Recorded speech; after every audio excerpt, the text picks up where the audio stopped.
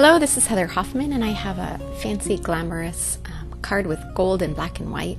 It's just an elegant color combo that I like to use, and I recently picked up some new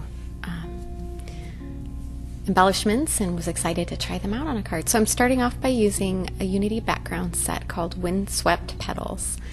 It's a Donna Downey background, and it's just beautiful, intricate, detailed, big enough to fill the front of a card. And I'm stamping it on a panel of cardstock, and I'm using my Mini Misty to line it up and stamp it. It's just a good way to get a nice dark impression with a big background stamp. You don't have to use that. I just love that I can stamp it again if I want to make sure that I get it as dark as I possibly can.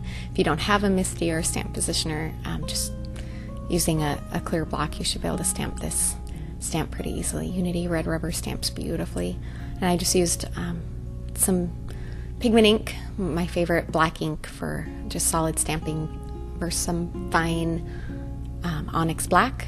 It's my go-to for just a black stamped image or sentiment that I don't need to color, or if I'm watercoloring. It's good for watercoloring, not for Copics, so don't use it if you're gonna use it for Copics. And then I'm gonna fussy cut this image out.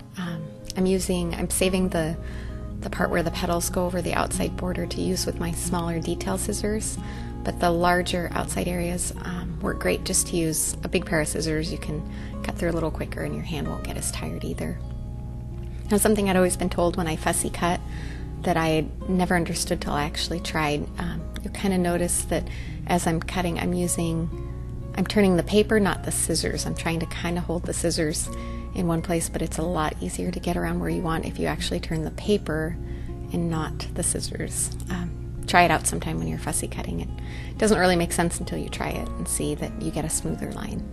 Now, this is my new embellishment. It's Nouveau Gilding Flakes, and I'm using it with a Nouveau glue pen per the directions on the box. I think you could use any glue pen that dries with an adhesive restickable finish. And what I'm going to do is I'm just using the glue pen. I'm not trying to fill in the leaves entirely. It's a chisel tip. If you had a finer tip, you probably could fill them in all the way. I'm trying just to use it to add a little bit of detail in the middle of the flowers. So I'm kind of starting towards the center and going out so that you get a little bit of a gold effect, but not completely filled in, so you can still see the detail of the flowers. And again, once I finish getting this glue on, I'm going to set this aside, let it dry completely, and then I'll add those gilding flakes over the top to get a gold finish. Also, once I'd finished this video, I took this panel and I added a heat embossed sentiment in the middle using the July 2016 sentiment kit. It's called Let Your Wishes Fly. It's some beautiful calligraphy sentiment sets. Now you notice on this that when I touched it with my finger, it's kind of tacky. So it's completely dry, but it is tacky. And this tub of gilding flakes comes very, very full.